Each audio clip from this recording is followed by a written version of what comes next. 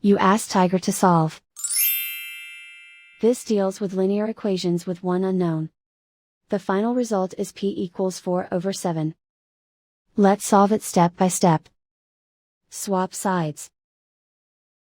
Group all constants on the right side of the equation. Add 1/7 to both sides. Combine the fractions. Combine the numerators.